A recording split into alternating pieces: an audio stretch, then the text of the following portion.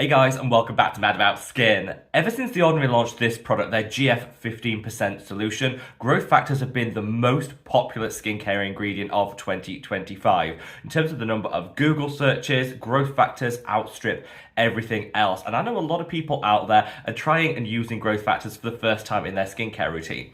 I love this product, and I covered it in a separate video, which I'm going to leave a link to up there.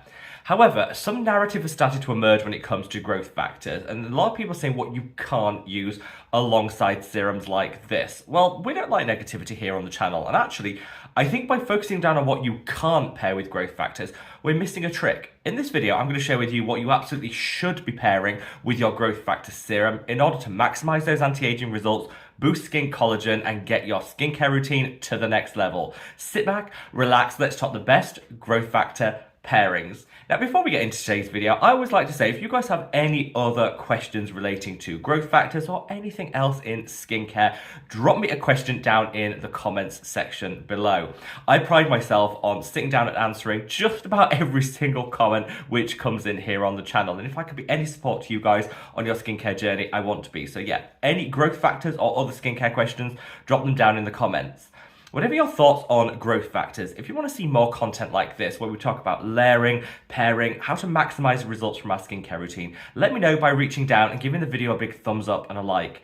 This really does support me as a content creator because the more likes a video gets, the more widely YouTube will distribute it on its platform. So from the bottom of my heart, love to each and every one of you. Now, without further ado, let's cut that waffle and delve straight on in. Now, growth factors might be the hottest skincare ingredient of 2025, but they're a relative newcomer to the mainstream skincare market. That means a lot of people are a little bit confused about how to layer and pair them, which is kind of the purpose of today's video.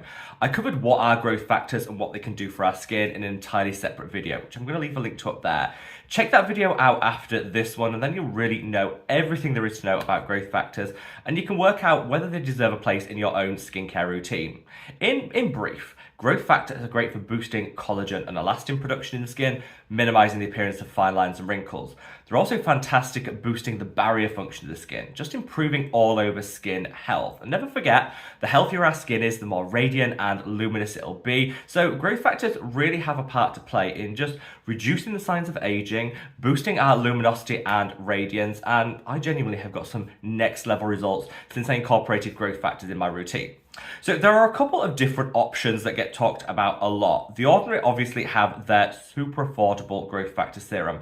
This actually has 3 plant-based growth factors in here, which are really inexpensive, but they really do pack a punch. If you're using a product like The Ordinary, you need to know that you need to be consistent with it. You know, this is a product that's going to show those results in maybe 1 to 3 months' time. It's not going to give you a quick fix. That's okay, because in skincare, consistency is key, and this is a wonderful budget-friendly option. If you're looking for some quicker and more advanced results, you could go for this. This is the Allies of Skin Multi-Peptides and Growth Factors Advanced Lifting Serum. This is next level when it comes to the technology they use, the form of growth factors that are in here, and just the formulation is stunning. This definitely isn't a cheap, budget-friendly option, but if you're someone that doesn't mind spending a little coin in order to get some quicker, more advanced results, this is a fantastic, fantastic option, but The Ordinary is just a great budget-friendly all-rounder. These are the true growth factor serums that I think I use most consistently in my own skincare routine, and I've linked both of them down in the description box below, as I will all the products mentioned today. So, you've chosen your growth factors serum, but what should we be pairing it with in order to maximize the anti-aging benefits? Well, up first are other peptides. So growth factors are a form of peptide, but there are 1,000,001 different peptides out there, and I like to layer multiple different types in order to get the maximum results. So take your growth factors serum and then incorporate another peptide alongside it. I like to use some of the line minimizing peptides like azurulene. I also love to use my copper peptides alongside growth factors, because that way I think by taking that layered approach, we're just going to get the best anti-aging results. So these are the 3 peptides that I tend to use alongside my growth factors. This is the Geek and Gorgeous Power Peptides. I love this as a budget-friendly all-rounder in the peptide game. One of my personal favorites, which for me just does it all. I like to get a dose of copper peptides too. This is actually from my own skincare brand. This is the Mad About Skin Copper Peptide Serum. currently on pre-order and about to launch, which I'm so happy that it's finally back. It's taken its time, but it's back. So if you wanted to get your hands on it, you can now. And again, I've linked it down in the description box below. But this packs a 3% concentration of copper peptides, which are going to work perfectly alongside your growth factors to maximize the anti-aging. If you want to stick exclusively with The Ordinary, if you've already brought their growth factors, you can use The Ordinary multi-peptides plus copper peptides. This has a 1% copper peptide concentration, whereas the Mad About Skin one has a 3%. So this is kind of my preference for that extra dose of copper peptides.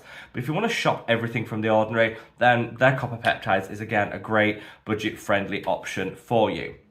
So peptides. For me, you can never have enough of them. Use your growth factors with your copper peptides, with your other dynamic fine line reducing peptides to get the very best results. And like I say, those are just 3 of my personal favorites.